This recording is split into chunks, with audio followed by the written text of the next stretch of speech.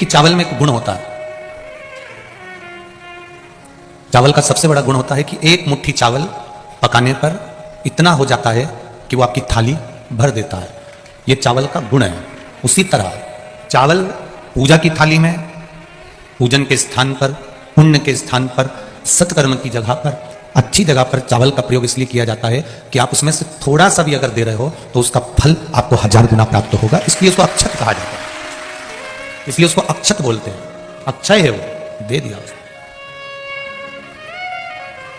पुण्य, एक मुट्ठी चावल को हम पकाते हैं तो इतना सारा हो जाता है, उसी तरह पुण्य थोड़ा सा करने पर इतना हो जाता है। हम थोड़ा सा भी कर रहे हैं तो उसका फल हमको मिलता जरूर है। आप इतनी संख्या में, लाखों की संख्या में आप लोग कथा सुनने आ रहे हैं। जिनको छांव में जगह मिल गई वो बैठ गए, जो धूप में हैं वो भी बैठे हुए हैं। और कोई 2 बजे कथा चालू होती है तो तुम क्या 2 बजे धूप में आके थोड़ी ना बैठते हो। सुबह 8 बजे से 7 बजे से अपनी अपनी जगह संभाल कर बैठ जाते हो, जहां देखो वहां पर बैठे रहते हो। शायद कानपुर के लोग कह रहे थे, अभी कल्याणपुर वाले, हम सुबह जब आनंदेश्वर गए तो बता रहे थे इतना इंतजार तो गुरुजी शायद ही कानपुर वासियों ने किसी कथा का करा होगा जो आपका कथा। हमारा निवेदन केवल इतना है, आपने सियोर वाले महाराज को समय नहीं दिया है, ना सियोर वाले महाराज की कथा सुनने आए।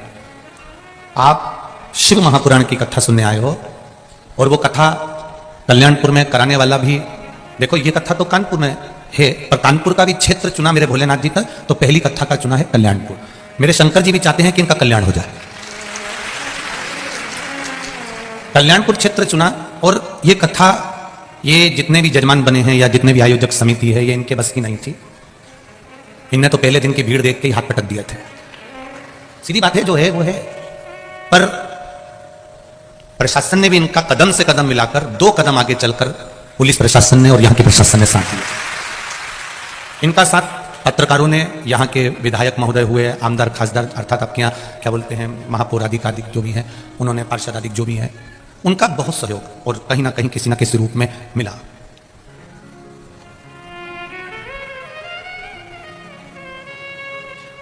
कोई कह रहे थे गुरुजी हमने तो कुंभ का मेला देखा था और दूसरी बार कानपुर का ये मेला देखा। ये शिव कृपा से मिला, इतना सामर्थ्य का नहीं है।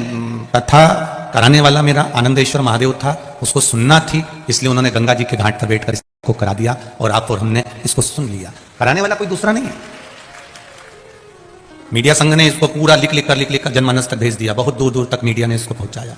अपनी कलम का सदुपयोग करा जो इनको माता सरस्वती ने प्रदान करी है, वो कलम का प्रयोग इन्होंने अपने माध्यम से किया और उसका सुख संपूर्ण विश्व को मिला।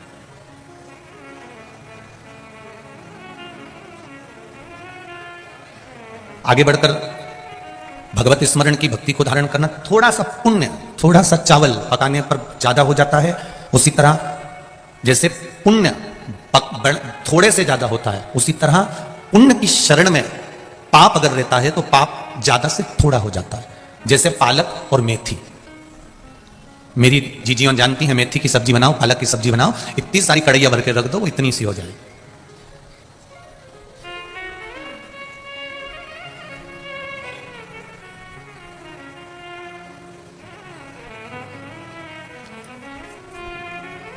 यहां पर ऐसा नियम है कि नहीं मालूम नहीं, पर मारवाड़ियों में ऐसा नियम है। मारवाड़ियों में एक नियम होता है कि जब कोई मरता है, मरने के बाद में जब उठावना होता है, उठावना होने में जो पुरुष होते हैं वो मंदिर जाते हैं, मंदिर से जब वापस आते हैं तो घर की स्त्रियां पालक लेकर खड़ी रहती हैं। अब यहां है कि नहीं मालूम नहीं, पर मारवाड़ में ऐसा नियम रहता है। अब वो पुरुष आया, स्त्रियों ने उस पालक को थोड़ा सा दिया, क्यों, उसका कारण क्या होता है? उसका कारण केवल इतना है कि कहीं कोई पाप कर्म अधिकता में रह गया हो तो परमात्मा उसको थोड़ा कर दे और हमारा जो पुण्य है उसको प्रबल कर दे, पुण्य की प्रबलता हो जाए और पाप थोड़ा हो जाए। महाराज, गैस के बट्टे पर दूध को तपा रहे हो, थोड़ा तुमको कहीं जाना है और जल्दी है, तो गैस का जो खटका होता है उसको स्लो रखोगे कि तेज रखोगे? बोलो बोलो जरा, तेज रखोगे। क्यों? क्योंकि तुम्हें कहीं जाना है, तुम्हें कहीं पहुंचना है। जब तुम्हें कहीं पहुंचना है तो तुमने वो गैस का जो खटका है, गैस का जो बर्नर है, उसको तेज कर दिया। कि दूध जल्दी पक जाएगा और मैं जल्दी चली जाऊंगी। और अगर तुम्हें कहीं जाना नहीं है तो गैस का जो पॉइंट है वो स्लो रख दिया, मैं अब आराम से झाड़ू लगा के आती हूँ, कपड़े धो के आती हूँ, स्नान करके आती हूँ, ताकि दूध तक जाएगा, इतनी देर में मैं आ जाऊंगी। भजन का भी ऐसा ही बल है। आप अगर थोड़ा सा भजन का बल बढ़ाओगे, थोड़ा सा भजन का बल तेज कर दोगे, थोड़ा सा भक्ति का बल तेज कर दोगे, तो ये निश्चित है जैसे दूध तप जाता है, उकल जाता है, उफन जाता है, उसी तरह मेरे परमात्मा की कृपा भी उछल जाती है, उफन जाती है और वो आशीर्वाद दे ही देती है। अपने भजन के बल को बढ़ाने का थोड़ा सा प्रयास करिएगा, ज्यादा नहीं। हम फिर कहेंगे गाय के पीछे बछड़ा चलता है, पति के पीछे पत्नी चलती है, गुरु के पीछे चेला चलता है, और जो जल चढ़ाता है देवादिदेव महादेव को, एक लोटा जल जो अपने घर से लेकर जा रहा है, मेरा महादेव उसके पीछे पीछे चलकर उसका कल्याण कर देगा। वो निश्चित है। आज कोई कह रहा था गुरुजी ईश्वर तो हमारी सुनता ही नहीं है, भगवान तो हमारी सुनता ही नहीं है। हम कहते हैं क्यों नहीं सुनता? उसका कारण केवल एक है, गुरुजी मैंने 2 घंटे भगवान का भजन करा, मैंने श्री शिवाय नमस्तुभ्यं का जाप करा, मैंने पूजन करी, मैंने अर्चना करी, मैंने आराधना करी, मैंने पाठ करा, मैं शिव जी के रोज मंदिर जाता हूं, रोज अभिषेक करता हूं, रोज अर्चना करता हूं, उसके बाद भी भगवान मेरी क्यों नहीं सुनता?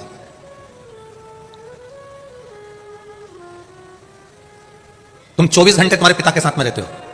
मेरा बच्चों से निवेदन है, जो बच्चे कहते हैं भगवान हमारी नहीं सुनता, एक बार पशुपति व्रत करने के बाद तुम्हारा यह मन होता है कि मैंने जिसके लिए करा वो मेरा काम हो जाना चाहिए। होता है? ऐसा नहीं कर रहे कि नहीं होता, होता है। ईश्वर हमारी क्यों नहीं सुन रहा? हमने पूजन करी, आराधना करी, अर्चना करी, पशुपति व्रत करे, जल चढ़ाया, धूप बत्ती लगाई, अगरबत्ती लगाई, सब करा हमने, फिर भगवान दिया भी लगाया हमने, भगवान ने क्यों नहीं सुना?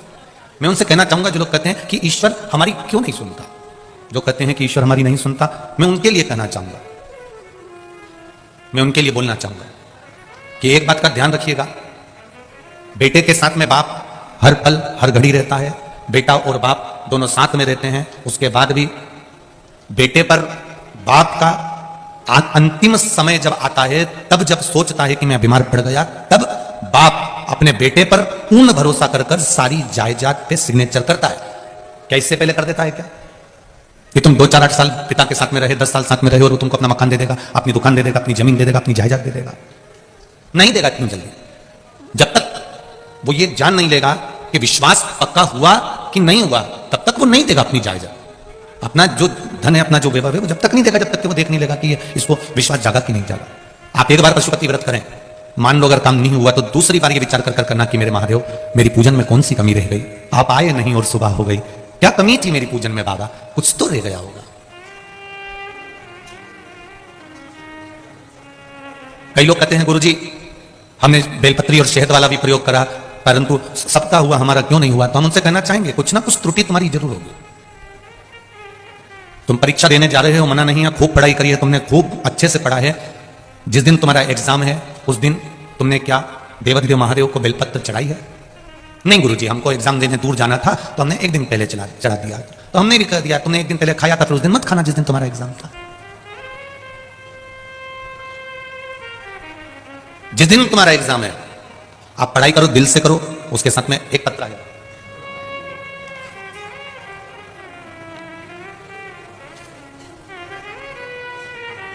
प्रिया मिश्रा शिक्षिका, LIC अभिकर्ता, पनकी कानपुर से आई हैं। कहीं बेटी हो तो हाथ हिलाइएगा।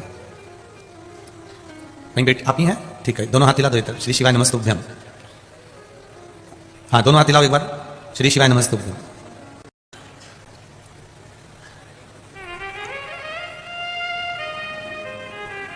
मैं क्या वर्णन करूं गुरुदेव,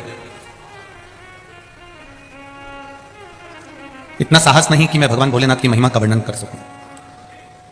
माइक पहुंच सकता है क्या माता? माइक चले जाएगा? पहुंचा जरा जल्दी जल्दी पहुंचा। कार्यकर्ता एक दूसरे को माइक देते जाओ, पहुंच जाएगा। हाँ हाँ पहुंचाइए, एक दूसरे को दे दो, दे दो, यहीं दे दो एक दूसरे को। हाँ एक दूसरे को तो बढ़ाते जाओ। हाँ दो, बढ़ाइए। हाँ दो, यहीं दो बाबा, कहाँ ले जा रहे हो? हाँ दो, नीचे लेडीज को दे दो, तो बहुत समझदार है मेरी माता है, नहीं बैठे बैठे बढ़ा देगी, खड़े होने की जरूरत नहीं पड़ेगी। हाँ देते जाओ, देते जाओ, जरा उधर पहुंचाओ। हाँ देते जाओ, जरा बाकी के बैठते जाओ आप लोग। हाँ बैठ जाओ, देते जाओ उधर। हाँ देते जाओ। श्री शिवाय नमस्तुभ्यम गुरुजी। श्री शिवाय नमस्तुभ्यम दीदी, कैसे हैं आप? बहुत अच्छे हैं। कहाँ से आई हैं? मैं पनकी से आई हूँ। पनकी में कहाँ रहती हैं? पनकी गंगागंज रहती हूँ, गणेश शंकर विद्यार्थी नगर। अच्छा, क्या नाम है आपका? प्रिया मिश्रा नाम है मेरा। आप बड़ी प्रसन्न दिख रही हैं और बहुत अच्छी बातें आपने इस पत्र में लिखी। मेरा रोम रोम खिल रहा है गुरुदेव, मैं बखान नहीं कर सकती अपनी आपने गाड़ी से कुछ भी। वर्णन करा है मेरे दो भाई श्याम और निहाल, निवासी बिधापुर, दोनों बच्चों ने एयरफोर्स का एग्जाम दिया। आपके बताए गए उपाय बेलपत्र वाला शहद लगाकर जाने से दोनों लोगों को बहुत अच्छे नंबर सफलता के लिए मिले हैं।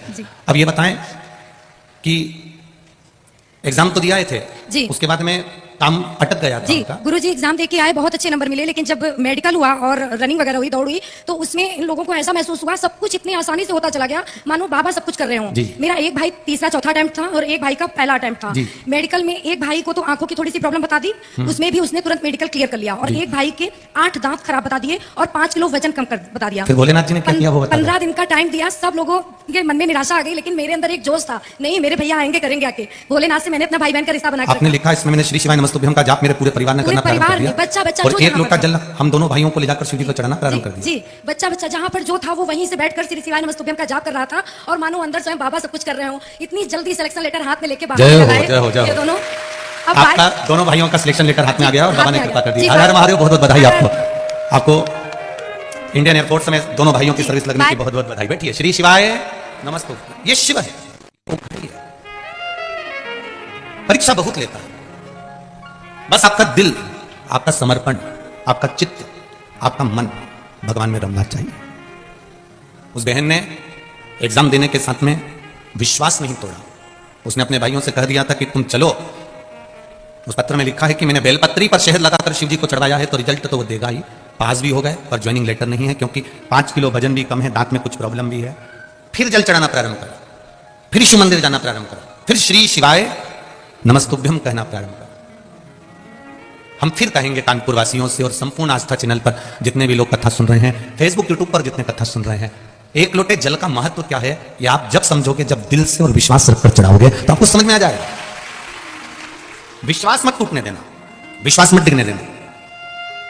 भरोसा जब दिखता है, भरोसा जब टूटता है, तो फिर वो किसी काम का नहीं रहता। प्रहलाद से पूछा गया था कि इस खंबे में तेरा भगवान है, और प्रहलाद ने कह दिया था खंबे में भगवान है। ध्रुव जी वन में बैठे हैं और नारद जी पूछ रहे हैं, यहां बैठकर भगवान का भजन कर रहे हो, क्या वन में भगवान है? ध्रुव जी ने कह दिया था वन में भगवान है।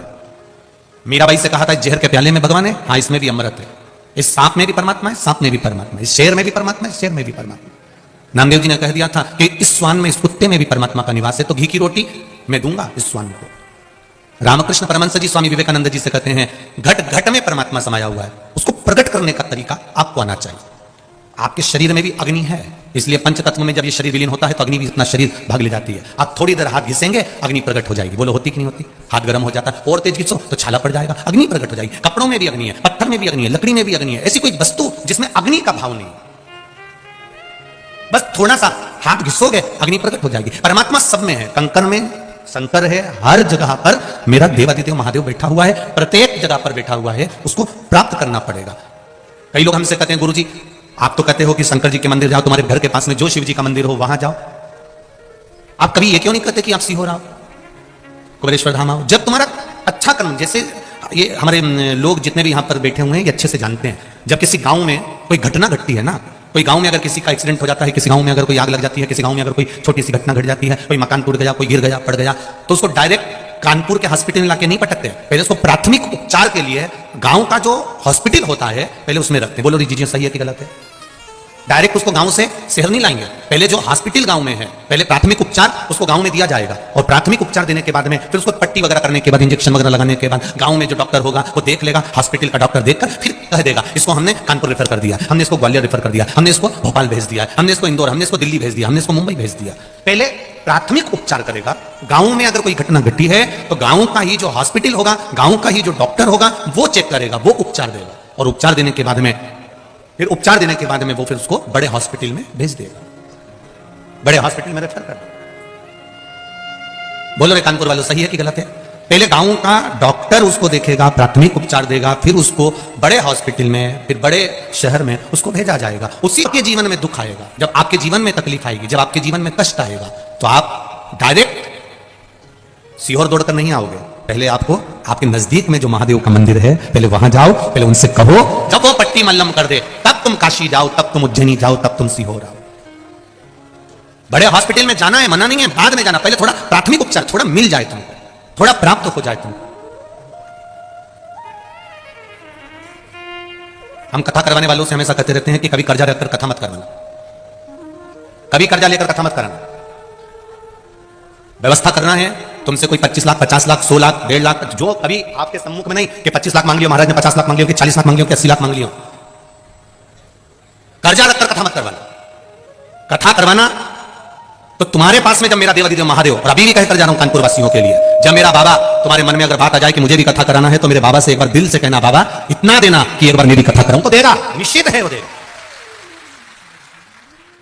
कथा तब कराओ जब वो दे दे, कर्जा लेकर नहीं। कभी बेटी नहीं कहती अपने पापा से कि पापा तुम कर्जा लेकर मेरी शादी करना, क्योंकि बेटी को मालूम है जिंदगी भर पटा पटा कर मर जाएगा मेरा बाप, मेरा पिता दिन भर देता रहेगा, चुकाता रहेगा, कहां से लाएगा मेरा पिता, कहां से लाएगा। कर्जा रखकर ना तो कथा करवाई जाए और ना विवाह किया जाए। जितना अपना चादर है, भगवान से कहो मेरे घर में बेटी तूने दी है तो शादी भी तू ही करेगा। आप एक बार बोलो तो सही देवाधिदेव महादेव से, बेटी तूने दी है तो विवाह भी तू करेगा। और यहाँ बेटी की माताएं भी बैठी होंगी, बेटी के पिता भी बैठे होंगे, जिन्होंने अपनी बेटियों की शादियां करी होगी और बेटे की शादी करी होगी। बेटी की शादी में कहां से धन आया होगा और कैसे खर्चा हो गया होगा, यहाँ बैठे हुए लोग भी बता सकते हैं कि दिल से भगवान ने दिया और उन्होंने दिल से करा। पूरे परिवार वाले सोचते रहेगा कितना पैसा कहां से आ गया, बेटी की शादी कैसे कर दी, कैसे विवाह कर दिया।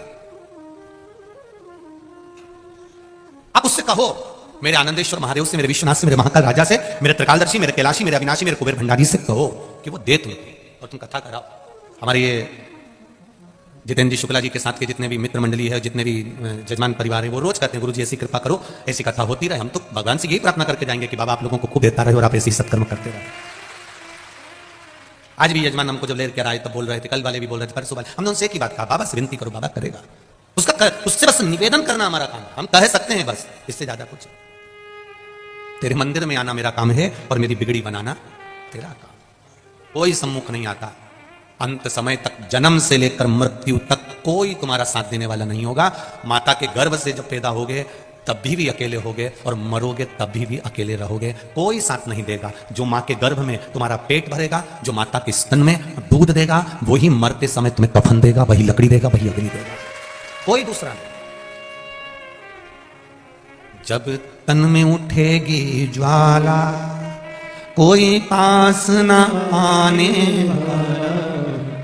जब तन में उठेगी ज्वाला, अंत समय में चिता पर रख दिया जाएगा, जला दिया जाएगा। परिवार वाले आग लगाकर पीछे हट जाएंगे, कोई तुम्हारे साथ में रात भर नहीं रहेगा। मुर्दा अकेला जलता रहता है, हड्डियां चटकती रहती है, शमशान सुना रहता है, तब कौन तुम्हारा साथ देता है? कोई साथ देने वाला नहीं होता। जो तुमने भगवान का भजन किया है, जो तुमने एक लोटा जल चढ़ाया है, जो तुमने बेलपत्री चढ़ाई है, जो तुमने शिव महापुराण की कथा सुनी है, जो यहां पर सेवा करी है, वो पुण्य तुम्हारा अकेलापन दूर करेगा और शमशान में भी तुम्हारे साथ खड़ा रहेगा। तुम्हारा पुण्य कटने वाला नहीं, पुण्य तुम्हारे सामने रहेगा। जब तन में उठेगी ज्वाला, कोई पास ना आने वाला। हम सब की सुन के पुकार रे, तू नंदी लेकर आजा। मेरे दीन बंधु भगवान रे, हम सब की सुन कर आजा। जब आए मरण का मौका, कहीं हो ना जाए धोखा। मेरी सैया छूटे भोलेनाथ, तो तू नैया लेकर आजा। अंत समय बड़ा विचित्र, कोई नहीं आएगा, कोई नहीं। हमारे बीच में संत महाराज पधारे, एक बार जोरदार ताली बजाकर स्वागत करें आदरणीय संत रामा जी। संत महाराज जी के लिए जोरदार ताली बजाकर स्वागत करते हैं। अंत समय कोई नहीं आएगा। उस अंत समय में केवल एक, कोई नहीं रहने वाला शमशान में। आग लगाएंगे, सब वापिस आ जाएंगे। घर आते से पड़ोसी के यहां से पूरी और सब्जी आ जाएगी, खा जाएंगे। मुर्दा भी पड़ा होगा तो भी अंदर जाके चाय तो निपटा जाएंगे। चाय पीने में कोई मना नहीं करेगा। रात भर मुर्दा पड़ा है तो रात भर कोई नहीं रोता साहब। कौन रोता है रात भर? कोई नहीं। शुरू के 2-3 घंटा जरा दमदारी से रो लेते हैं, क्योंकि दम दिखाना पड़ती है। धीरे धीरे धीरे धीरे आंसू पुछ जाते हैं, दीवार से माथा टिक जाता है, पल्लू बड़ा सा। धीरे धीरे धीरे धीरे फिर सब सवेरे का इंतजार होता है, फिर सब चाय वाय पी के फिर वापिस रोने बैठ जाते हैं। फिर जब ले जाने का समय होता है तो जो चाय पी है उसकी एनर्जी से रोना पड़ता है, दमदारी से। फिर अल्लाह अल्लाह के चिल्ला चिल्ला के।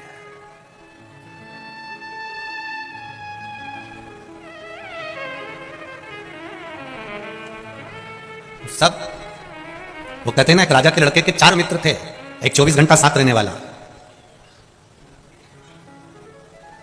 एक 8 घंटा साथ रहने वाला।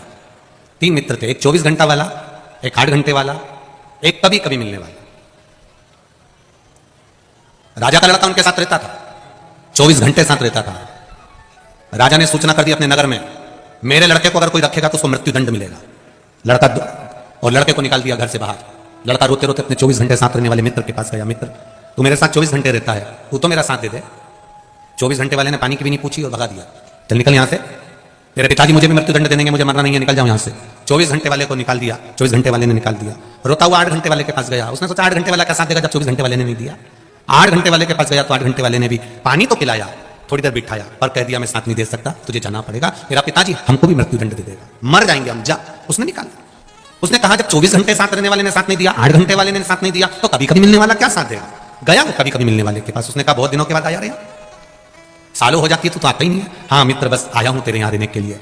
मेरे पिताजी ने पूरे नगर में सूचना करी है, जो मेरे बेटे को रखेगा उसको मृत्यु दंड दिया जाएगा। कभी कभी मिलने वाले ने कह दिया तू चिंता मत कर, तू मेरे पास रहे, तेरा पिताजी अगर मुझे मारेगा तो मैं मरने को तैयार हूं, तू तो आराम से रहे मेरे पास में, खा पी मौज कर। कभी कभी मिलने वाले ने अपने पास रख लिया। राजा को सूचना मिली, उसने उसको बुलाया, पूछा तुमने मेरे बेटे को रखा? हाँ। तुम्हें डर नहीं है? नहीं है। राजा ने अपने लड़के को राजपाट दे दिया, जो कभी कभी मिलने वाला था उसको मंत्री बना दिया। कभी कभी मिलने वाले को मंत्री बना दिया, राजपाट राजा के लड़के को दे दिया। यह समझने वाली बात है कि राजा के लड़के के 24 घंटा, 8 घंटा और कभी कभी वाले मित्र कौन थे, तो हम समझें 24 घंटा साथ रहने वाला, इस आत्मा के साथ रहने वाला ये शरीर है। जब प्राण छूटता है तो सबसे पहले ये शरीर साथ छोड़ता है। इसके ऊपर कितना खर्चा करा तुमने 24 घंटा? एक से बढ़कर एक साबुन से नहाए, एक से बढ़कर एक क्रीम लगाया, एक घंटे तक धागे से। सोचो 24 घंटा साथ रहने वाले शरीर पर बादाम, काजू, पिस्ता, इलायची, बादाम, लड्डू, चाउमीन, कहीं डोसा, कहीं इडली, कितना खर्चा करा ये 24 घंटे साथ रहने वाले शरीर पर, कितना खर्च किया। और 24 घंटे साथ रहने वाले शरीर ने सबसे पहले साथ छोड़ा है इस आत्मा का। यह आत्मा का साथ सबसे पहले शरीर छोड़ता है, जिसके ऊपर तुमने करोड़ों रुपए खर्च कर दिए। करोड़ों रुपए जिसके ऊपर खर्च करा, उसने सबसे पहले साथ छोड़ा। फिर 8 घंटे वाले होते हैं हमारे परिवार वाले, 8 घंटे से ज्यादा नहीं रोते। तुम अंदाजा लगा के बैठ जाना, रात को मरेंगे तो 2-3 घंटा जब दमदारी से होंगे, रात भर लाश को पटक देंगे दिया लगा के, दिया और अगरबत्ती, सुबह सुबह फिर तैयारी, 2-3 घंटा जब दमदारी से रो लेंगे। ऐसे मिला के केवल 6 घंटा तो ये हो गए। 2 घंटा इन्होंने बचा के रख लिए, जब भी कोई मिलने आएगा तो 1-1 सेकंड के लिए तो रोना पड़ेगा, उसका पूरा हिसाब लगाया जाएगा। तो 8 घंटे के पहचान वाले हैं। जैसे ही कोई आया तो देता है, माताएं अपने काम में लगी रहती है, और जैसे कोई आके बैठा और इन्हें पल्लू डाला हूं करना, वो पूरी कहानी सुनाएंगे फिर धीरे से। अच्छा, जो मिलने आता है उसमें इतनी अकल ही नहीं होती। जब मिलने आया उसको पूरे नगर वालों को मालूम है इसको अटैक आया था, कि एक्सीडेंट हुआ था, कि शुगर बढ़ी थी, कि बीपी बढ़ा था, कि कैसे मरा था, सारे गांव के लोगों को मालूम है, उसको भी मालूम है कि कैसे मरा, परंतु आते से पूछेगा क्या हो गया था। और कहने वालों को भी शर्म नहीं आती, वहीं बैठे बैठे रात को तो अच्छे थे, मक्का की 2 रोटी खाई, 3 कटोरी कड़ी पी थी, मेरे से बोले मैं बाथरूम से आया, बाथरूम से आए बस जी बस। अब इनको सुनाई, ये गए, दूसरे आ गए, फिर उन्होंने पूछा क्या हुआ था, फिर मक्का की 2 रोटी खाई, कड़ी भी 3 कटोरी भी थी। जितने आ रहे हैं ना सबको यही बात बताई। तो एक ही बात तुम्हें सबको बताना है तो एक सीडी बनवा लो और प्लेयर में लगा दो, जैसे कहीं का है ना खटखट चालू, ऐसे मरा था यार। पूछने आने वालों को भी शर्म नहीं आती और बताने वालों को भी नहीं आती। पूछने जाने वालों से निवेदन है, अगर किसी के मरे में बैठने जा रहे हो तो कैसे मरा ये मत पूछो, थोड़ी देर बैठकर राम नाम और कृष्ण नाम और शिव नाम का भजन कर लो तो वो तर जाएगा। 10 दिन तक हमारे शास्त्र, हमारी पुराण, गरुण पुराण भी कहती है कि 10 दिन तक जीवात्मा घर की अटारी पर रहती है। अगर किसी के प्राण छूटते हैं तो मिलने क्यों जाते हैं? हमारा शास्त्र कहता है मिलने इसलिए जाते हैं कि वहां बैठकर थोड़ा सा भगवान का नाम जपना, नाम जपोगे तो वो जीवात्मा जो उस घर में 10 दिन तक है वो तुम्हारे भजन से डर जाएगी। पर हम उल्टे हैं। तुम भी गए होगे कजन कित्तों के यहां, तो बोलो भजन करते हो वहां बैठ के? नहीं, कोई नहीं करता। थोड़ी देर बैठे हो, जितनी देर बैठे हो उतनी देर परमात्मा का नाम ले लो, सीताराम, राधे श्याम, शिव शंकर, ओम नमः, जो तुम्हारा नाम पड़े। 8 घंटे साथ रहने वाले भी शमशान तक साथ निभाने के बाद में वापिस आ जाएंगे।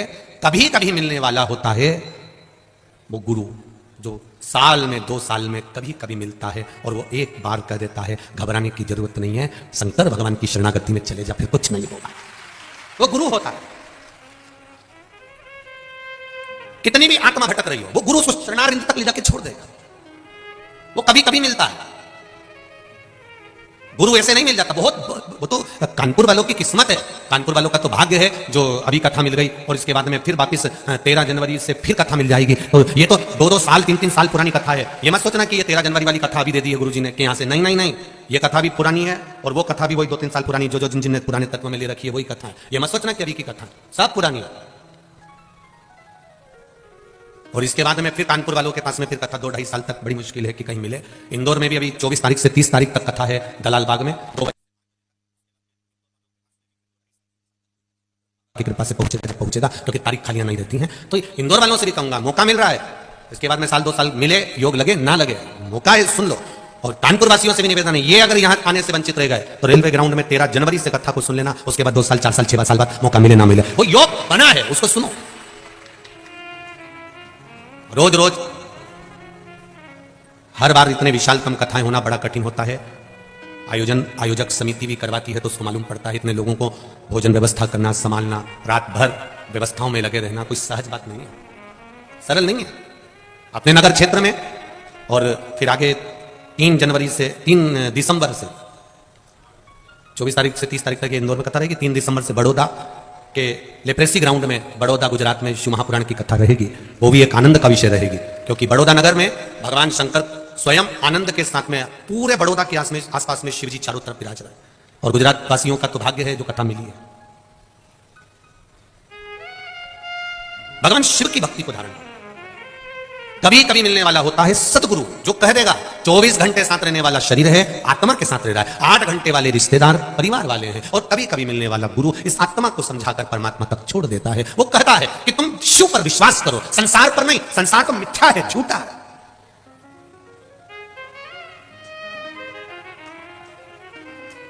कथा सुनने अच्छे लोग भी आते हैं और छोटे भी आते हैं।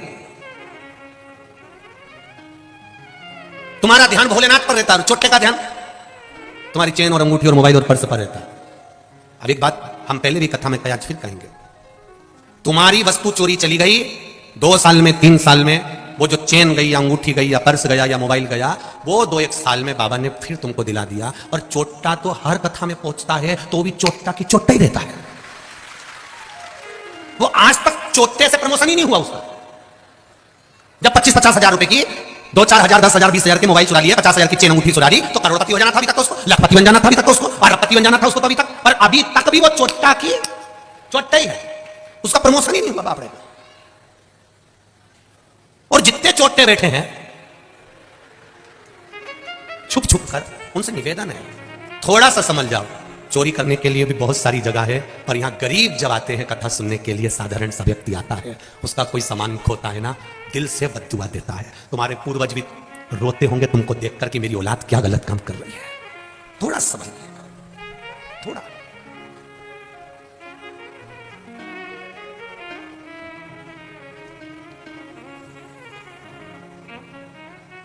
कल रात्रि की ही चर्चा है, किसी का कोई बैग कहीं चले गया होगा, सूचना पहुंची सीहोर, व्हाट्सएप पे मैसेज गया, वहां से समीर जी ने आशीष जी को कहा, आशीष जी बोले कि कोई का सामान चले गया और उसको कहीं बेराज कोई जगह है वहां जाना है, उसके पास में किराया नहीं है। तो हम आशीष को बोले पहले वहां पर कोई हो कार्यकर्ता तो उसको भेज दो और उसको देकर आओ पैसे, और वो आराम से जाए वहां तक, कोई दिक्कत नहीं, अच्छे से जाए। धन की मूलता नहीं है, कथा में भाव की मूलता। आप दिल से आते हो। यहां जितने भी श्रोता देखे हैं ना, इनको कोई चावल देने नहीं गया था। पूरे कानपुर में, केवल कल्याणपुर में जहां कथा हो रही है, इससे एक चौराहे तक के में आपको बैनर दिखेंगे, पोस्टर दिखेंगे, बोलो सही है गलत है। पूरे कानपुर में जब भी कोई बड़े महाराज की कथा होती होगी तो पूरे कानपुर में बैनर लगते होंगे। कानपुर में एक जगह पर भी शिवपुराण का बैनर हो तो बता देना।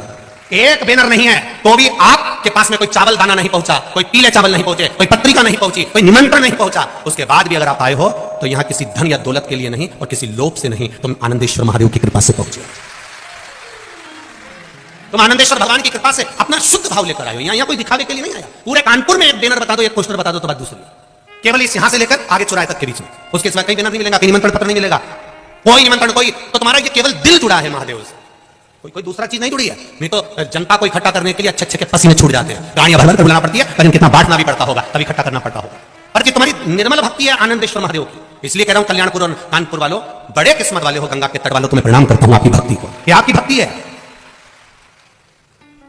ये निर्मल भक्ति है। हम जहां भी कथा करने गए वहां देखा बड़े बड़े लोग पोस्टर लगा देते हैं, वो अपनी जगह पर कल्याणपुर और कानपुर में मेरे आनंदेश्वर महादेव ने एक चमत्कार जो दिखाया है, वो चमत्कार आपके रूप में बैठा हुआ है मेरा महादेव, आपके रूप में। ये आनंदेश्वर की भक्ति है, इसको कहते हैं आनंदेश्वर महादेव। ये कोई साधारण नहीं है महाराज। उसकी नगरी में कथा कराने वाला वही राजा है और कथा सुनने वाला वही राजा है। यहां बाकी की सब प्रजा है उसकी, सब प्रजा। उसकी भक्ति इतनी प्रबल है, उसकी भक्ति का बल इतना प्रबल। ये चमक ये दमक फुलवन में महक सब कुछ सरकार तुम्हारी से है। कभी कभी मिलने वाला सतगुरु होता है, कभी कभी मिलने वाला, और कभी कभी मिलने वाला जो सतगुरु होगा वो आत्मा को परमात्मा से जोड़ने का काम करेगा। वो आप लोगों से ये नहीं कहेगा, क्योंकि उसको मालूम है संसार मिथ्या है। थोड़ी देर तो वो पहले का कोई गीत बना था कि थोड़ी देर रोगे कि चाय पीने चले, थोड़ा सा बस, थोड़ा सा। फिर कहूंगा मेरी माताओं से, मेरी जीजियों से और मेरे जीजाओं से, फिर कहूंगा आप दिल से उसको रिझा लो, मेहनत पूरी करो। छोटा सा भी काम करो ना तो ये मत सोचना, संकोच मत करना कि बहुत छोटा काम है, अपनी मेहनत पूरी करना। अभी परसों की कथा में कहीं पीछे लेटर पड़ा होगा, किसी कबाड़ी का काम करने वाली, कबाड़ का काम करने वाली, लोहा लंगड़ का कबाड़े के काम करने वाली के यहाँ कुछ चोरी हो गई होगी। तुम्हारे यहीं की कथा है, उसने पत्र लिखा है, कहीं बैठे हो तो कबाड़े वाले अगर कहीं बैठे हो तो हाथ हिला देना। कबाड़े वाले के यहाँ चोरी हो गई थी। अब वो कबाड़े वाले के यहाँ चोरी हो गई तो उन्होंने थाने में रिपोर्ट कराई। कोई बैठे हो, यहाँ सूचना भी हो गई, अखबार में भी आया होगा कबाड़ा मबाड़े का, तो कबाड़े में चोरी हो गई थी तो उन्होंने रिपोर्ट कराई। और रिपोर्ट कराने के बाद में, पत्र होगा पीछे कहीं पड़ा होगा, रिपोर्ट कराने के बाद में वो चोर नहीं मिला। और उनकी पत्नी ने कथा सुन ली कि कानपुर में कथा हो रही, कल्याणपुर में, तो कहने लगे अपन भी जाके बैठो, सियोर वाला महाराज बोलता है 3 महीने में रिजल्ट मिलता है, चोट्टा भी मिलेगा। पत्र पीछे होंगे, मैं कहूंगा जब आपको समय मिले तो उसमें छाटना, कल बता देंगे। और कहीं बैठी हो तो जीजी हाथ जोड़ के निवेदन में खड़ी हो जाना। और उसने कथा आकर सुनी, और कथा सुन के जब घर गई तो उसके पति ने कहा चोर पकड़ा गया, चोर पकड़ा गया। कहां है? तो कि थाने में बंद है। थानेदार का फोन आया था कि चोर पकड़ा गया। ये शिव तत्व है, ये शंकर है। कहे दरोगा का फोन आया था, मत चोर पकड़ा गया। कोई कबाड़ा वाला होगा यहीं कहीं का, तो उसके यहां हो गया। अब देखिए शिव भक्ति कितनी प्रबल होगी, शंकर का विश्वास कितना प्रबल होगा, इनको शिव वाणी में कितना विश्वास होगा। इसलिए आपको कल कथा में कहा था, हवा में केवल कचरा रुख बदलता है, हवा में पत्थर रुख नहीं बदलता। उसी तरह जो शंकर का उपासक होता है, शंकर का भक्त होता है, शिव को मानने वाला होता है, वो जरा से हवा के चक्कर में रुख नहीं बदलता, वो अपनी भक्ति में दृढ़ रहता है, दृढ़ रहता है। सावन का महीना है, जल चढ़ाने जा रहा है। गंगा उफान पर है, जल चढ़ाने जा रहा है। बरस रहा पानी, जल चढ़ाने जा रहा है। तपती हुई गर्मी है, जल चढ़ाने जा रहा है। ठंड पड़ रही है तो भी जल चढ़ाने जा रहा है। पत्ता ठंडा हो रहा है तो भी जल चढ़ाने जा रहा है। उसका विश्वास दृढ़ है, उसका भरोसा पक्का। और जिस समय पर विश्वास दृढ़ हो जाता है, भरोसा पक्का हो जाता है, परमात्मा मिल जाता है। लोग कहते हैं ईश्वर के हम तो इतना पूजन करते, इतना पाठ करते, इतनी आराधना करते, इतनी अर्चना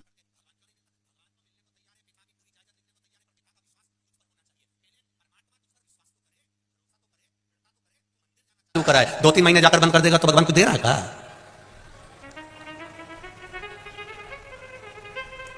एक नौकरानी 2 महीना काम कर चली जाती है तो सेठानी उसको बहुत कुछ देती है क्या? अरे बोलो तो जम के नहीं। और एक नौकरानी या कोई सेविका या कोई सेवक एक कंपनी में एक जगह पर 8 साल 10 साल तक काम करता रहता है तो फिर सेठानी भी कर देती है, तो चिंता मत कर, तेरी लड़की की शादी होगी तो मैं सब कर दूंगी, क्योंकि सेठानी ने कह दिया तूने मेरे यहां इतने सालों तक नौकरी करी है, मेरे यहां इतने सालों तक तूने सेवा दी है, मैं तेरा लड़की की शादी कर दूंगी, तेरे बच्चे की पढ़ाई का खर्चा उठा लूंगी, तो क्या टेंशन लेती है? तू मेरे पास अगर नौकरी कर रहा है, शंकर भगवान भी तो कहते हैं तूने अगर मेरी नौकरी पकड़ कर रखी है, मेरे यहां आ रहा है, एक लोटा जल चढ़ा, प्रणाम कर रहा, बेलपत्र चढ़ा रहा, आचमन कर रहा, तो चिंता मत कर।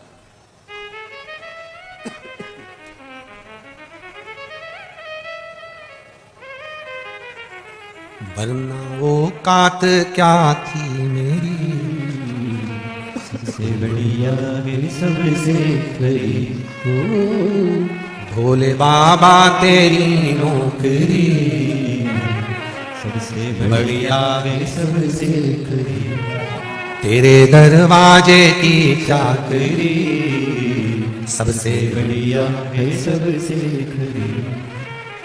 मेरी किस्मत का जब गुल खिला, तब जा कर के ये दर मिला, मेरी किस्मत का जब गुल खिला, तब जा कर के ये दर मिला, मेरी किस्मत का जब गुल खिला, तब जा के ये दर मिला, मेरी किस्मत का जब गुल खिला, तब जा के ये दर मिला, ओ मेरी किस्मत का जब गुल खिला, तब जा के ये दर मिला, मिल गई मुझको चौखट तेरी, मिल गई मुझको चौखट तेरी, सबसे बढ़िया ये सबसे बड़ी, भोले बाबा तेरी नौकरी, सबसे बढ़िया है सबसे खरी। जय हो।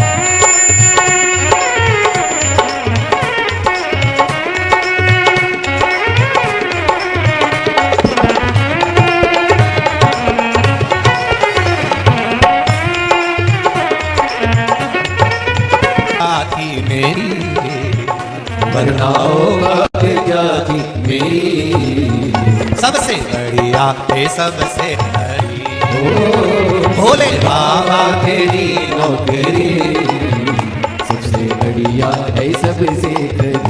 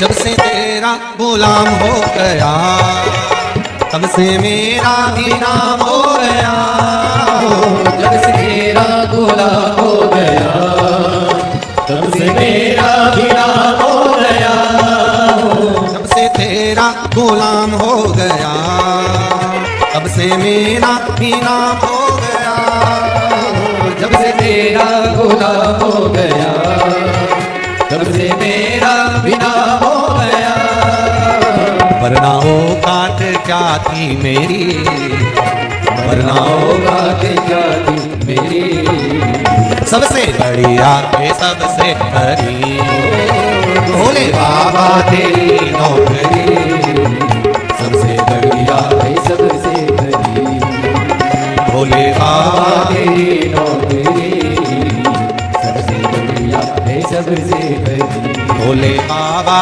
तेरी नौकरी, सबसे बढ़िया है सबसे बड़ी, भोले बाबा तेरी नौकरी, सबसे बढ़िया है सबसे कड़ी, सबसे बढ़िया है सबसे कड़ी, सबसे बढ़िया है सबसे कड़ी, सबसे बढ़िया है सबसे कड़ी। मेरी तनख्वाह भी कुछ कम नहीं, मेरी तनख्वाह भी कुछ कम नहीं, सबसे बढ़िया है सबसे हर हर महादेव। बोल बम का नारा है बाबा एक सहारा, आपको बोलना है बाबा एक सहारा। बोल बम का नारा है बस वो सहारा बना, उसके चरणों का स्मरण। बैठिए अपनी जगह पर, बाबा से दिल से प्रार्थना करिए, बाबा आज कथा का छठा दिवस हो रहा है, मेरी कृपा आप कृपा बनाकर रखना, मेरे मन के भाव जो है बाबा मेरे ऊपर करुणा करते रहना, मेरे दिल की बात आप तक पहुंचे, इसलिए मैं कथा सुन रही हूं, भले आस्था चैनल पर सुनो, फेसबुक यूट्यूब पर सुनो या इस पावन पंडाल में बैठकर सुनो, बाबा मेरे विश्वास को दृढ़ बनाकर रखिएगा। सब लोग दिल से कहेंगे भोलेनाथ से प्रार्थना करते हुए, श्री शिवाय नमस्तु, श्री शिवाय नमस्तु, श्री शिवाय नमस्तु, श्री शिवाय नमस्तु, श्री शिवाय नमस्तु। भोला सब दुख काटो मार, ओ भोला सब दुख काटो मार, शिव शंकर जपू तेरी माला, भोले बाबा जपू तेरी माला, भोला सब दुख काटो मार, ओ भोला सब दुख काटो मार। भगवान देवादिदेव महादेव से अपने चित्त से कहिए, अपने हृदय से कहिए, लाखों के दुखड़े जो तू हर गया डमरू वाले, तो मेरे दुखड़ों को देख कर क्यों डर गया डमरू वाले। हो सकता है हमारे दुख बहुत ज्यादा, हमारी तकलीफें ज्यादा हो, हमारे कष्ट ज्यादा हो, पर विश्वास भी तो ज्यादा होना चाहिए, भरोसा भी तो पूर्ण होना चाहिए। जब भरोसा पूर्ण होगा, विश्वास दृढ़ होगा, तो परमात्मा मिलेगा। अंधकासुर की कथा कर रही है, भगवान शिव तप में लीन थे, साधना में बैठे हुए थे, कुछ देर के लिए भगवान के नेत्र खुले, नेत्र खुलते से एक अश्रु निकला, वो आंसू से एक पुत्र ने जन्म लिया, वो अश्रु से एक बेटे ने जन्म लिया जिसका नाम अंधकासुर था। एक लड़का जन्म लेता है, एक पुत्र जन्म लेता है अंधकासुर। जब अंधकासुर ने जन्म ले लिया, पार्वती जी ने उसको गोदी में ले लिया। शिव जी कह रहे हैं पार्वती इसको उठाकर फेंक दो, इस बालक को अपने पास में नहीं रखना है, इसको उठाओ समुद्र में डाल दो, क्योंकि ये मेरे नेत्र बंद करने के बाद जन्मा, ये मेरे नेत्र बंद करने के बाद जन्म लिया, इसको उठाओ और समुद्र में डाल दो, इसको नहीं रखना आपने। महाराज पार्वती जी ने उसको हृदय से लगाया, ये मेरा पुत्र है, ये मेरा बेटा है, और जब मेरा पुत्र है, मेरा बेटा है, तो मैं इसको कैसे मार सकती हूं, इसको कैसे मैं समुद्र में डाल सकती हूं?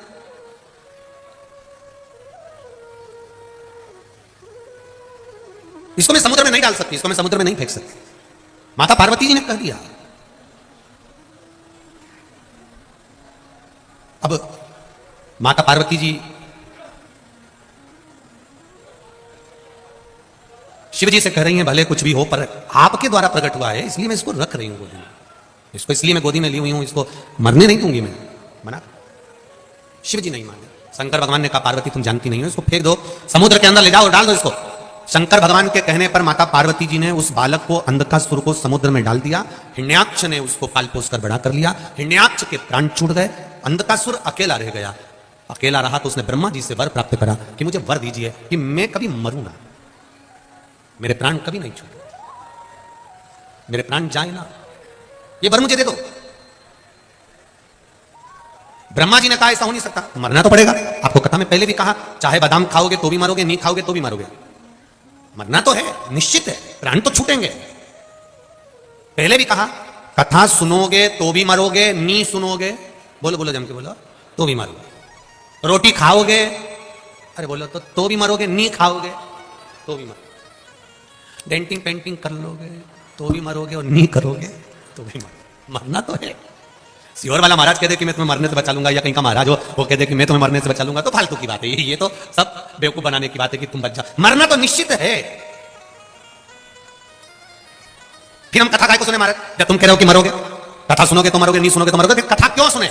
शिव महापुराण की कथा कहती है बिल्ली अपने मुंह से अपने बच्चे को उठाती है, साथ घर लेकर जाती है, बच्चा मरता है नहीं। बिल्ली अपने मुख से चूहे को पकड़ती है, चूहा बचता है नहीं। उसी तरह जो कथा सुनकर मरता है वो यम की कैद में नहीं पड़ता, जो ऐसे ही मर गया फिर चूहे जैसा मसला। कथा सुनने वाला कभी भटकता नहीं है, कभी नहीं भटकेगा। इतने सारे लोग बैठे हो, मान लो चाबी तुम्हारी कहीं खो जाए घर की, अभी तुम यहां से जाओ और चाबी तुम्हारी कहीं खो जाए, परेशान हो गए कि नहीं हो गए? अरे बोलो तो जम के, हो गए ना? फिर क्या करोगे? मैं वापिस जाती हूं, मैं जहां बैठी थी वहां पे ढूंढती हूं, फिर आई, फिर ढूंढी, नहीं मिली, अब क्या कर रही है? मैं उसी रास्ते पे जाती हूं जहां मेरी चाबी से मैं आई थी ना, तो चाबी तो मेरे पल्लू में थी, चाबी तो मैं लेके गई थी, चाबी तुम्हारा कमर में फंसी हुई थी, फिर चाबी कहीं का, फिर उस रास्ते भर चाबी ढूंढती ढूंढती, पड़ोसन भी पूछ रही क्या हो गया, चाबी नहीं मिल रही, ढूंढती ढूंढती ढूंढती ढूंढती आई। चाबी भूल जाओगे, चाबी छोड़ जाओगे तो घर जाकर कितनी परेशानी देखना पड़ेगी, जरा विचार करो। चाबी घूम जाए, मोबाइल घूम जाए, किसी बाहर मुंबई गए और तुम्हारे पास में से एड्रेस घूम गया या मोबाइल नंबर घूम गया, कितना परेशान हो गए। एक चाबी घूम जाती है तो परेशान होना पड़ता है, वापिस लौट कर आकर चाबी ढूंढना पड़ता है। उसी तरह मरते समय परमात्मा का नाम भूल गए तो वापिस आना पड़ेगा, ढूंढना पड़ेगा, फिर ढूंढो, वापिस ढूंढो। चाबी खो जाए तो कितना परेशान होना पड़ता, वापिस आओ, देखो मिलेगी, फिर परमात्मा का नाम भूल गए, मृत्यु के समय पर, अंत समय पर परमात्मा याद नहीं आया, राम कृष्ण शिव मेरा याद नहीं आया, अंतिम समय में प्राण छूट रहे, भगवान याद नहीं आया, संसार में आसक्तियों में, वासनाओं में, तृष्णाओं में पड़े रहे, नहीं आया परमात्मा, चाबी गई।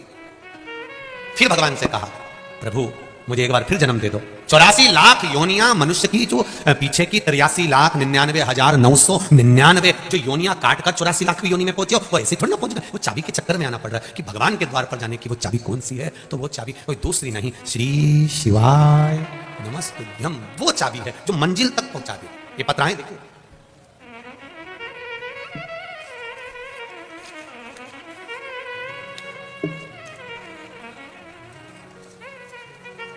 पहले एक पत्र पढ़ने में, श्री मीरा सोनी अयोध्या उत्तर प्रदेश से आई हैं, कहीं बैठी हो मीरा जी सोनी अयोध्या उत्तर प्रदेश से, तो हाथ हिलाइएगा, कहीं बैठी हो तो, कहीं दिख रही हो तो हाथ जरूर हिलाइएगा, कहीं दिखी है पीछे है का, हाथ ऐसे हिला तो हमको दिख जाओगे, हाँ दिख गई, बिल्कुल आखिरी में हो, ठीक ठीक ठीक है।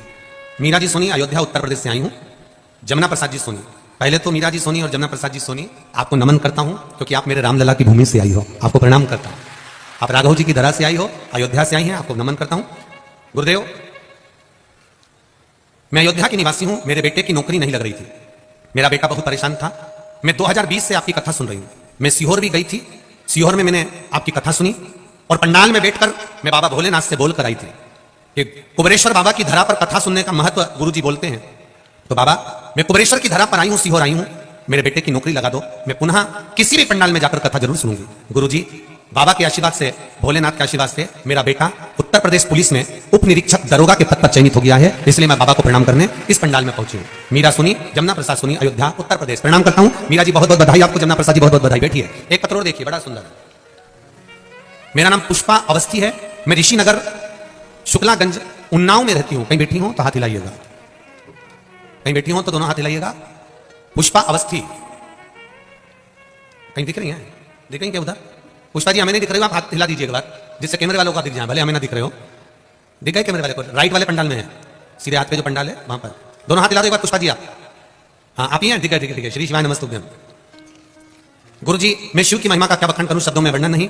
मेरा बेटा पीयूष अवस्थी बैंक की परीक्षा की तैयारी कर रहा था, सन 2020 से ग्रेजुएशन हुआ, 2020 में पूरा करने के बाद जब मेरे बेटे ने 2021 में बैंक की परीक्षा देना शुरू किया, क्लर्क की परीक्षा में सिलेक्शन नहीं हुआ, तब हम लोग बहुत परेशान हो गए, कुछ समझ में नहीं आया। तब मैंने आपका बताया हुआ उपाय महाशिवपुराण से पशुपतिनाथ का व्रत करना शुरू किया। अगली परीक्षा का फॉर्म आया, बैंक में असिस्टेंट मैनेजर का पोस्ट की परीक्षा हुई।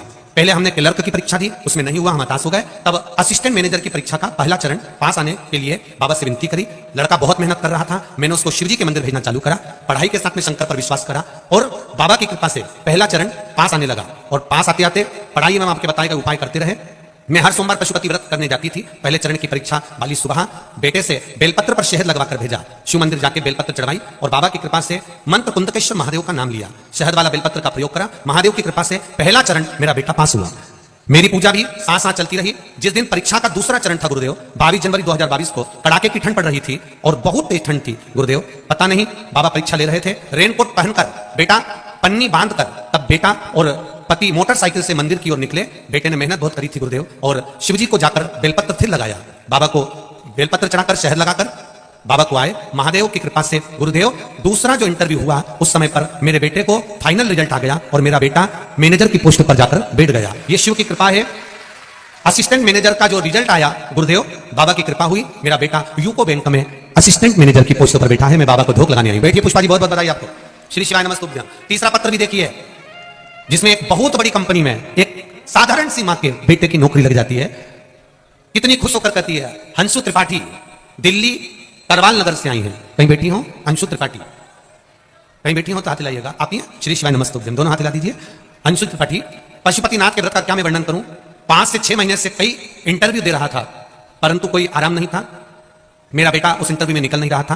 तब पशुपति व्रत करना प्रारंभ करा और शिवजी पर जल चढ़ाना प्रारंभ करा। बाबा की कृपा देखिए, 5 व्रत पूरे भी नहीं हुए थे और 2 व्रत बचे हुए थे। तब मेरे बेटे ने कंपनी में कॉल किया और कंपनी से कॉल आ गया और बाबा की कृपा से मेरे बेटे को एप्पल की कंपनी में सबसे बड़ी पोस्ट पर उसकी नौकरी लग गई। मैं बाबा को धोख लगाने आया हूं। बहुत बहुत बधाई हिमांशु त्रिपाठी जी, आपको बहुत बहुत बधाई। श्री शिवाय नमस्तुभ्यं। बैठिए। हर हर महादेव। शिव पर करा गया भरोसा, भगवान शंकर पर की गया विश्वास, और यहां पर भी कहकर जा रहा हूं, बाबा देवादिदेव महादेव आनंदेश्वर की इस धरा से कहकर जा रहा हूं, शिव महापुराण पर विश्वास करना, शंकर की वाणी पर विश्वास करना, मेरे ओघड़दानी पर विश्वास करना, भरोसा रखना। संसार धोखा दे देगा पर मेरा महादेव कभी धोखा नहीं देगा, ये निश्चित है। आज कौन तारीख है? 21। कल कथा का समापन है। कल की जो कथा होगी वो दिन में नहीं होगी, टीवी चैनल पर और मोबाइल पर, फेसबुक यूट्यूब पर दिन में वही 2 बजे से 5 बजे आएगी। पर यहां जो कथा होगी वो सुबह 9 बजे से 12 बजे तक होगी। कितनी बजे होगी? 9 से 12। जो 6 दिन की कथा नहीं सुन पाए वो कल की कथा पूरी सुन लेना। कहते हैं मेहमान जाते जाते कुछ दे जाता है, मेरा भोलेनाथ भी जाते जाते कुछ दे जाते। तो कथा कल 9 से 12 का क्रम रहेगा। एक निवेदन करना चाहूंगा, 22 तारीख को कथा समापन होगी, 16 तारीख को लगभग चालू होगी। ठीक है, 16 को ही ना, 22 को समापन। अगली कथा कब है कानपुर में? 13 जनवरी। नवंबर, दिसंबर, जनवरी, 3 महीने हैं। और शिव पुराण भी कहती है कि जो दिल से सुनता है 3 महीने को भ्रमण। ये मेरा विश्वास कहता है। ये पत्र भी छोटे पड़ेंगे 13 जनवरी की कथा को, ये निश्चितता है। आपका विश्वास प्रकट होगा, बस दिल से उसकी आराधना करना, दिल से उसे पूछना। जो विश्वास लेकर आप लोग श्री शिवाय नमस्तुभ्यं कहते हो, जो विश्वास लेकर आप पूरी 3 घंटे की कथा 2 बजे से 5 बजे तक पूरी सुनने के बाद, कर्पूर गौरम होने के बाद भूमि को प्रणाम कर कर मस्तक पर चरण लगाकर रज लगाकर जाते हो, वो खाली नहीं जाएगा। 3 महीने बाद जब मिलेंगे तो आपका भी पत्र यहां पर होगा कि बाबा ने मुझे ये दिया, ये मुझे दिया है बाबा ने, ये उसकी कृपा है। इतनी जल्दी 2-3 महीने में कथा कहीं नहीं हुई, परंतु क्या पता आनंदेश्वर महादेव ने क्या कृपा करी है। ये तो उसकी मर्जी है, उसकी करुणा है। वो क्या देगा ये वही जान सकता है। तेरी कृपा बिना नहीं ले एक भी अणु, लेते हैं श्वास तेरी कृपा से तनु तनु। बखान क्या करूं मैं राखों के ढेर का, चपटी भभूत में खजाना कुबेर का। वो क्या दे सकता? शिव कथा कर रही। अंधकासुर ने कहा मेरे प्राण ना छूटे, मैं मरूं नहीं, ऐसा कुछ कर दीजिए। मरना निश्चित है, दुख आएगा ये पक्का है। 2 कारणों से मनुष्य का शरीर मिलता है, 2 कारणों से मानव का देह मिला है। एक पूर्व के कर्म का भोग भोगने के लिए और दूसरा भगवान का भजन करने के लिए। ये 2 कारण हमारे को मिले हैं। ये 2 कारणों से मनुष्य का शरीर मिला है। ये 2 कारणों से मानव की देह मिली है, मानव का शरीर। 2 कारण है हमारे जन्म के। एक भगवान का भजन करो, दूसरा कर्म का भोग भोगो। कोई तुमसे कह दे कि तुम्हें दुख नहीं आएगा, आएगा। पर शिव महापुराण की कथा सुनी है तो थोड़ा सेफ रहोगे। आएगा जरूर, सामने आएगा। ये कोरोना की वैक्सीन काहे को लगवाई थी? कई लोगों ने बहुत डराया, हाथ टेढ़ा हो जाएगा, 4-6 दिन तक बुखार आएगा। जो विरोधी थे उन्होंने डराने का बहुत प्रयास करा कि ये ऐसा हो जाएगा, वैसा हो जाएगा, कोरोना का इंजेक्शन मत लगवाना, तो वैक्सीन मत लेना। लोगों ने खूब डराया। उसी तरह शिव महापुराण में भी लोग डराते हैं। शंकर जी का शिवलिंग मत बनाओ, रात को ये पूजन मत करो, काली मिर्ची मत चढ़ाओ, ये मत करो, बेलपत्री मत चढ़ाओ, शिव जी को शहद लगाकर बेलपत्र मत चढ़ाओ। लोग तुम्हें भटका देंगे, डरा देंगे, तुम्हारा मार्ग विच्छेद कर देंगे। पर जिसने कोरोना की वैक्सीन लगवा ली, उसको दूसरे चरण तीसरे चरण में कुछ नहीं हुआ, बच गया। जिसने नहीं लगवाई थी डर के मारे कुछ हो जाएगा, हाथ टेढ़ा हो जाएगा, बीमारी हो जाएगी, लोग कह रहे हैं ऐसा हो जाएगा, जो डरे वो मरे, जो डर गए वो मर गए। जिन्होंने वैक्सीन लगवा ली वो बच गया, वो बच गया। और बुजुर्ग लोग बहुत चतुर थे, नवयुवक लड़के डर रहे थे, बेटियां डर रही थी, हम वैक्सीन लगवाएंगे कल से कुछ हो गया तो। और बुजुर्गों ने सोचा मत लगवा, हम तो सबसे पहले जाएंगे, 60 से ऊपर वाले सबसे पहले पहुंच गए, उन्हें लगवा के आ गए, आराम से चना चबा चबा के खा रहे, इनका कुछ नहीं करना, कुछ नहीं। और दूसरे चरण में देखो आप तो सब जवान जवान जवान जवान, कोई 40 साल का, कोई 50 साल का, कोई 35 साल का, निपटते चले गए ककड़ी भुट्टे की तरह, लोग जाते गए, लोग डर रहे थे। शिव महापुराण की कथा कल्याणपुर कानपुर में नहीं हो रही है, ये मेरे आनंदेश्वर महादेव ने तुम्हारे भीतर, तुम्हारे कार्य के लिए, तुम्हारी सफलता के लिए ये वैक्सीन भेजी है कि एक बार अच्छे से लगवा लो तो आगे बढ़ जाओगे। ये वैक्सीन बच लो, लगाओ वैक्सीन का, वो सुख है। दुख आएगा ये निश्चित है, कोई महाराज तुमसे कह रहे कि तुम्हें दुख नहीं आएगा तो ऐसे महाराज जी से हमको भी मिला देना, उसमें कोई दिक्कत वाली बात नहीं है। दांत में दर्द भी होगा, हाथ पैर में जकड़न भी होगी, शरीर में कष्ट भी होगा, घुटने भी दुखेंगे, शरीर भी दुखेगा, ये निश्चित है। पर अगर शंकर भगवान पर विश्वास किया, भरोसा करा, एक बेलपत्र या शंकर जी पे चढ़ा हुआ जल का आचमन करा, तो ये जरूर है कि जैसे वैक्सीन धीरे धीरे काम करती है और फिर आप पर कोरोना को हावी नहीं होने देती, उसी तरह हमारे दुख को हमारे ऊपर ये शिवपुराण हावी नहीं होने देती, बचा लेती, बचाएगी शिवपुराण। जिसने दिल से सुनी है वो सामने आकर खड़ी हो जाती है, ये प्रूफ है। क्लर्क की नौकरी नहीं देना थी भगवान को, सीधे मैनेजर की पोस्ट देना थी, तो नहीं करवाया, वो टूट गई। उन्होंने लिखा है कि मेरा दिल टूट गया, हृदय टूट गया कि मैंने पशुपति व्रत करा और मेरा बेटे का नहीं हुआ। क्लर्क की नौकरी नहीं देना थी ना, तूने पशुपति व्रत करा था।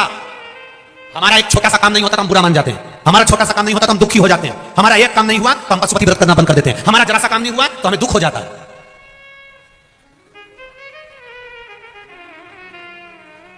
एक छोटा सा काम नहीं हुआ तो हमें दुख हो गया। जरा सोचो परमात्मा ने क्यों नहीं करा, तुम्हारे व्रत करने के बाद भी भगवान ने क्यों नहीं सुना? उसका कारण होगा, थोड़ा रुक, सब्र कर, थोड़ी सी सब्री रख, थोड़ा सब्र रखेगी तो देख, तेरे ने तो केवल पोहा बनाया था खाने के लिए, तो पोहे के साथ हलवा और जलेबी भी रखेगा, वो भी तू रुक तो जा, खुद रखेगा। तू थोड़ा सा विश्वास तो रख, रुक थोड़ा, संभल थोड़ा, घबराना नहीं कि मैंने व्रत करा, मैंने उपास करा, मैंने शिव जी की आराधना करी, मैं रोज एक लोटा पानी कराने जाती हूँ, मैं शंकर जी के मंदिर जाती हूँ, मैं आनंदेश्वर महादेव के मंदिर जाती हूँ, मैं शिव जी की आराधना करने जाती हूँ, भगवान मेरी नहीं सुन रहा, थोड़ा रुक, शांति रख, संभल। शिव जी के भजन को और विश्वास की जरूरत है, और दृढ़ होते जा, और भरोसा पक्का करते जा, सुनेगा, सुनेगा, सुनता जरूर। और जब वो सुनेगा तो सुख का अनुभव अपने आप होगा, अपने आप।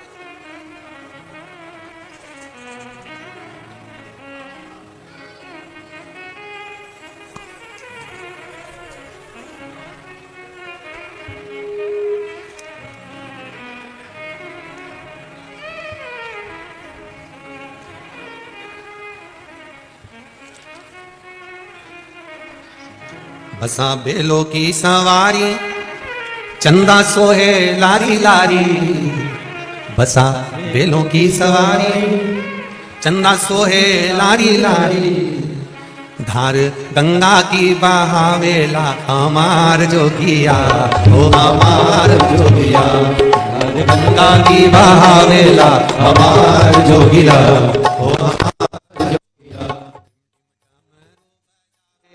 हमार जोगिया, ओ हमार जोगिया, टिम टिम डमरू बजावेला हमार जोगिया,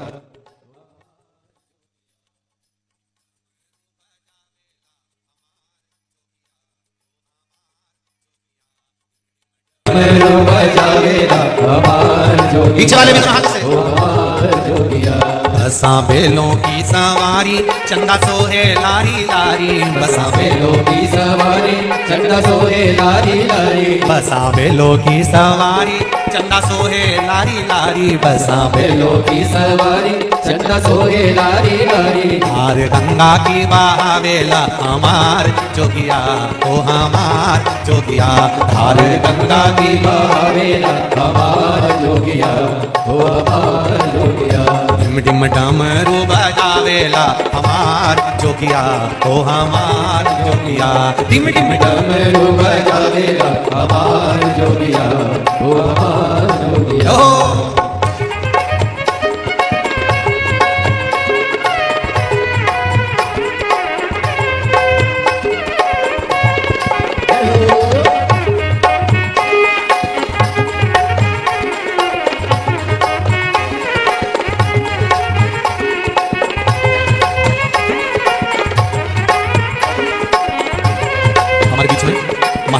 महेंद्र दास जी श्री राम भाल्या भाकुंज अयोध्या से पधारे हैं व्यासपीठ पर। उनको आमंत्रित कर रहा हूँ, महंत जी जो अयोध्या से आए हैं पधारे दोनों हाथों से। जय हो महंत महेंद्र दास श्री राम भाल्या भाकुंज अयोध्या। जय हो।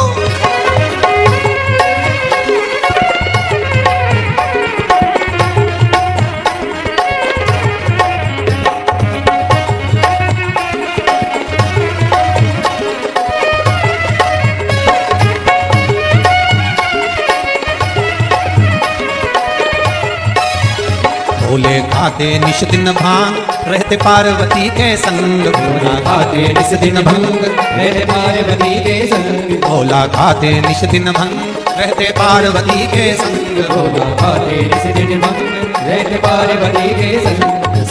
से मेरा वायला हमार जोगिया ओ हमार जोगिया। बस मेरा वायला हमार जोगिया ओ हमार जोगिया। टिम टिम डमरू बजावेला हमार जोगिया ओ हमार जोगिया। जय हो।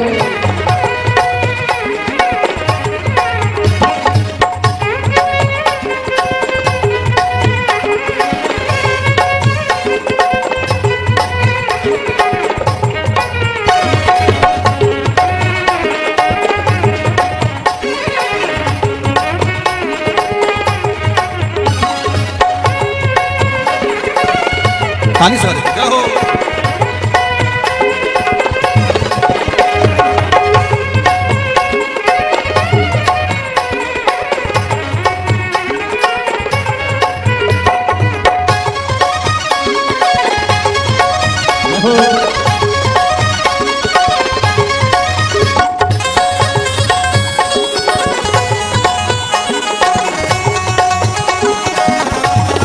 जय हो।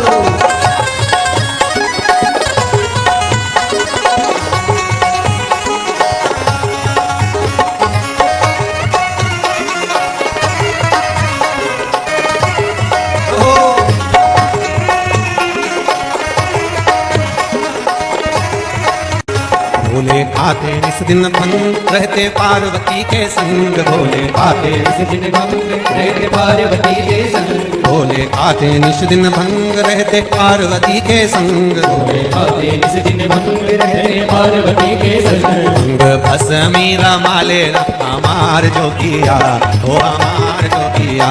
भंग भस मीरा मावेला हमार जोगिया ओ हमार जोगिया। टिम टिम डमरू बजावेला हमार जोगिया ओ हमार जोगिया। टिम टिम डमरू बजावेला हमार जोगिया ओ हमार जोगिया। ओ हमार जोगिया ओ हमार जोगिया ओ हमार जोगिया ओ हमार जोगिया। जय हो। राज दीपो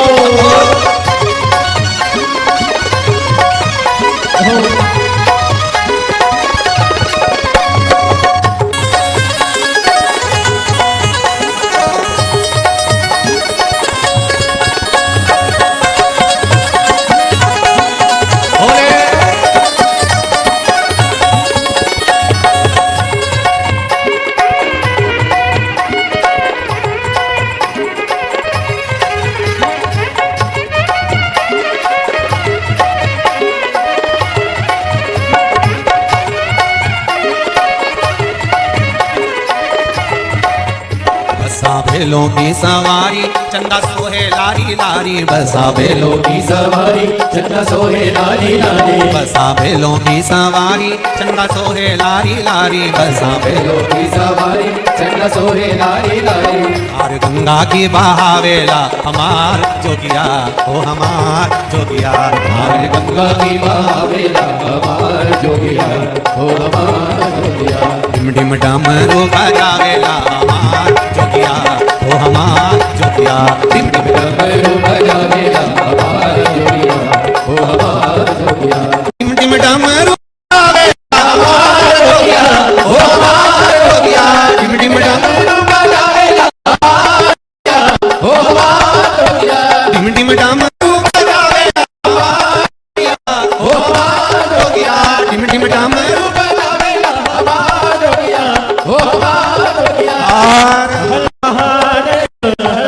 अपने स्थान पर भगवान शिव के मूल स्मरण करते हुए बाबा देवादि महादेव से निवेदन भाव साथ में करिए। दिल से कहो बाबा को, बाबा तेरी कृपा से कथा सुन रहा हूं, तेरी दया चाहिए। श्री शिवा नमो, श्री शिवा नमस्तु, श्री शिवा नमस्तु, श्री शिवा नमस्तु, श्री शिवा नमस्तु। भोला सब दुख काटो, ओ भोला सब दुख काटो। शिव शंकर जपूं तेरी माला, भोले बाबा जपूं तेरी माला। भोला सब दुख काटो, ओ भोला सब दुख काटो। अंत का सुनने ब्रह्मा जी से वर मांग लिया, ब्रह्मा जी अगर मैं मरूं तो जिस दिन मैं अपनी मां को गलत दृष्टि से देखूं उस दिन मेरे प्राण छूटना चाहिए। यह वर मांगा गया। इतना सुंदर ब्रह्मा जी ने कहा बहुत बढ़िया वर मांगा है तूने, माता को गलत दृष्टि से उस दिन तू मरे।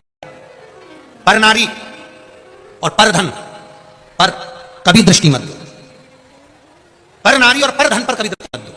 दूसरे के धन पर अगर दृष्टि दी है, दूसरे के धन पर अगर आपने लालच कर लिया तो बर्बाद होगे। और पर नारी पर अगर दृष्टि दे दी, पर नारी को अगर आपने गलत दृष्टि से देख लिया तो बर्बाद हो जाए। बहुत प्रणाम कर कर चलिए, हमारा बहुत प्रणाम कर कर चलिए। शिव कथा कहती है शंकर भगवान का सुंदर पावनमय चरित्र कह रहा है। किसी से मतलब, केवल अगर मतलब रहे तो भगवान देव महादेव से हो। परिवार में रहो, नातेदार रिश्तेदार कुटुंब कबीला पुत्र बहू बेटा सबके साथ में रहो। कोई अगर तुमसे कह दे कि घर छोड़कर चले जाओ, बिल्कुल मत जाओ। कोई तुमसे कह दे कि तुम तीर्थ में जाके बैठ जाओ, बिल्कुल मत बैठो। तुम तो भगवान की कृपा से अपने परिवार में रहो। जो दुख आए उसका सामना करने के लिए मेरे देवादिदेव महादेव के पास में जाकर बैठो और उससे निवेदन करो। चढ़ाते हो आप लोग एक लोटा जल? कौन कौन चढ़ाता है? हाथ उठा। सभी लोग चढ़ाते हैं। रखो रखो रखो, बहुत बढ़िया। चढ़ाना चाहिए। अपने बच्चों की भी आदत डालो, बेटा बेटी की भी आदत डालो। जो नवयुवक लड़के लड़कियां बेटा बेटी लिए जा रहे हैं, अच्छा के लिए तैयार कर रहे हैं, कंपटीशन एग्जाम की तैयारी कर रहे हैं, खूब मेहनत करो। और मेरा उन नवयुवक बेटा बेटी से कहना है, शंकर जी के मंदिर में जाने में संकोच मत करो। एक लोटा पानी अपने घर से लेकर जाओ, मंदिर का पानी नहीं, घर से पानी लेकर जाओ और शिव जी को चढ़ाओ। क्योंकि तुम एग्जाम देने जाओगे तो घर से जाओगे, कोचिंग से जाओगे तो अपने घर की दहली से एक लोटा पानी रोज जाना चाहिए शिव जी को चढ़ाने के। जैसे आज इन बच्चों के पत्र आए हैं, 7 दिन की कथा में ढेरों लोगों की नौकरियों के पत्र आए, अर्थात उनके भीतर विश्वास जगा, तभी तो शिव ने हाथ पकड़ा है। आप भी विश्वास रखो, आप जाओ शिव जी के मंदिर में। और मौका मिले कभी एक बार शिव महापुराण की कथा सुनने का तो किसी पंडाल में बैठकर या आस्था चैनल के सामने या फेसबुक यूट्यूब पर, जितने बेटा बेटी मोबाइल चलाते हैं उनसे भी निवेदन है, आप सुनो। दिन में नहीं सुन सकते, आप व्यस्त रहते हो, कभी ऐसा समय निकाल लो कि हमको यूट्यूब पर भी कथा सुनना है तो 15-20 मिनट में कथा सुन लूं। एक शिव पुराण मुझे पूरी सुनना है। मेरा विश्वास कहता है कि बाबा मेरा हाथ पकड़ेगा और मुझे कहीं ना कहीं अच्छी जगह रखेगा। निश्चित सुनो शिव। इधर उधर चक्कर में मत पड़ना, कभी भी कहीं इधर डोंग ढकोसले के चक्कर में ना पड़ते हुए शंकर की शरणागति ग्रहण करो। शिव के तुम चेले किसी के भी हो, उससे मतलब नहीं होता कि हम इनके शिष्य हैं तो हम मंदिर नहीं जा सकते। शिव मंदिर जाना, शंकर के द्वार। रामचरितमानस की रचना करी तो पहले तुलसी बाबा ने राम जी के कथा में शंकर भगवान का चरित्र का वर्णन करा। भगवान कृष्ण की भागवत की रचना करी वेद व्यास जी ने तो पहले शिव जी की रचना करी, शंकर भगवान की कथा की रचना करी। विष्णु पुराण, कूर्म पुराण, नारद पुराण, जितनी पुराण उठाना है एक एक पुराण को उठाकर देख लीजिए। सारी पुराण में सबसे पहले शंकर भगवान का चरित्र है। क्यों? क्योंकि जिस पुराण में शिव नहीं होगा वो पुराण का आनंद नहीं हो सकता, इसलिए शिव को पहले विराजमान आप करो शंकर भगवान की आराधना। और मेरा माताओं से निवेदन, कोई बड़ी बीमारी आ गई है शरीर में, कोई कैंसर जैसा रोग, किडनी लीवर, कुछ भी तकलीफ है, शिव की आराधना करो, छोड़ना मत शंकर भगवान की आराधना। और किसी भी शिवालय को हल्के में मत लेना कि मेरे पड़ोस का शिवालय तो अब भी स्थापना हुई। नहीं, कोई शिवालय हल्का नहीं। शंकर का मंदिर नहीं होता, शंकर का शिवालय होता है। मंदिर में भगवान स्थापित होते हैं, शिवालय में भगवान स्थापित नहीं होते।